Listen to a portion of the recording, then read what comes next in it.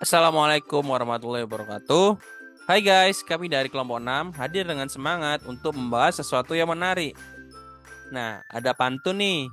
Ada pepatah tak kenal maka tak cinta. Maka izinkan kami memperkenalkan diri. Kami yang beranggotakan Bella Trinandasani NPM 148, Nima De Berliana Deswitarini NPM 149, dan saya sendiri Alendra Donirawan NPM 150. Pernahkah kamu tertarik menggunakan bahasa asing karena terkesan lebih keren atau berkelas daripada bahasa Indonesia? Atau mungkin kamu sering tergoda untuk mencampurkan kata-kata bahasa asing dalam percakapan sehari-hari? Nah, di video ini kami ingin mengajak kamu untuk mengeksplorasi sisi lain dari kekayaan bahasa Indonesia. Ayo kita jaga dan banggakan bahasa ibu kita. Banyak orang mungkin beranggapan bahwa bahasa asing lebih mahal daripada bahasa Indonesia. Contohnya, ketika melihat harga menu di coffee shop yang menggunakan bahasa Inggris jauh lebih tinggi daripada di warung tradisional yang menggunakan bahasa Indonesia. Namun, apakah benar seperti itu? Mari kita bandingkan beberapa contoh yang menarik. Bayangkan jika kita menilai harga bahasa dari sudut pandang kekayaan budaya dan keberagaman. Bahasa Indonesia dengan segala keindahannya memiliki ungkapan dan frasa yang unik, yang mungkin tidak bisa disamakan dengan bahasa asing manapun. Jadi, mari kita gali lebih dalam untuk melihat nilai sebenarnya dari setiap kata yang kita gunakan, baik itu dalam bahasa asing maupun bahasa Indonesia.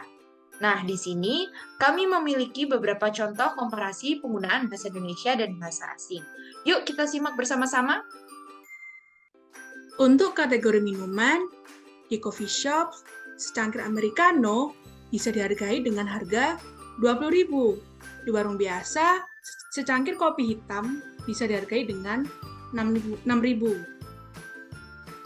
Nah, untuk selanjutnya di restoran harga satu porsi ini, satu piring fried rice itu bisa mencapai sekitar 40.000. Sedangkan di warung pinggir jalan harga sepiring nasi goreng ini hanya mencapai 15.000.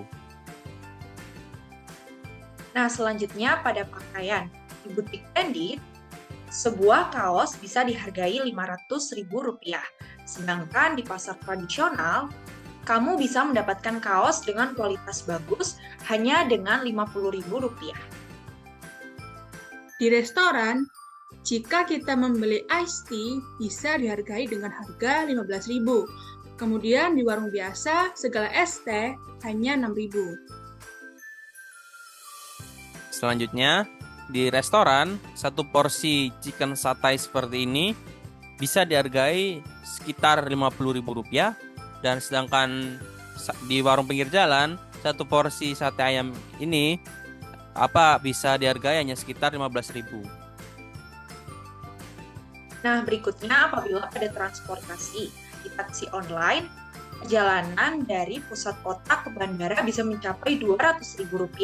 Sedangkan apabila di angkutan umum, biaya perjalanan dari pusat kota ke bandara hanya Rp50.000. Kemudian di restoran, jika kita membeli avocado juice, bisa dihargai dengan Rp30.000. Sedangkan jika kita membeli di tempat jus biasa, jus alpukat hanya bisa dihargai dengan Rp10.000. Selanjutnya, di restoran, harga sepiring fried noodle seperti ini itu bisa mencapai Rp40.000. Sedangkan di warung pinggir jalan, harga sepiring mie goreng seperti ini itu hanya sekitar Rp15.000. Nah, pada contoh yang terakhir, itu adalah buku. Buku dalam bahasa Inggris seperti buku akademis atau buku fiksi dalam bahasa Inggris, terutama yang diterjemahkan atau dipublikasikan oleh penerbit internasional, bisa dihargai sekitar Rp300.000. Sedangkan buku dalam bahasa Indonesia yang ditulis dalam bahasa Indonesia oleh penulis lokal biasanya dihargai sekitar Rp100.000. Dari contoh-contoh di atas, kita bisa melihat bahwa bahasa Indonesia tidak selalu lebih murah daripada bahasa asing. Harga suatu barang atau jasa ditentukan oleh banyak faktor, bukan hanya pada bahasanya. Bahkan dalam beberapa kasus, bahasa Indonesia bisa lebih ekonomis daripada bahasa asing.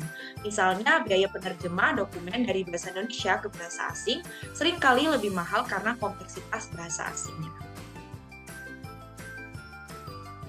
Kesimpulan yang bisa kita ambil adalah jangan hanya tergiur untuk menggunakan bahasa asing demi terlihat kekinian atau berkelas.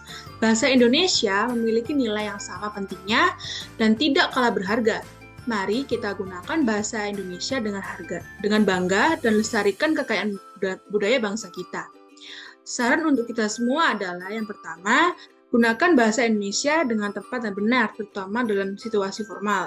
Yang kedua, dukung penggunaan bahasa Indonesia di ruang publik seperti saat berbelanja atau berkomunikasi dengan orang lain.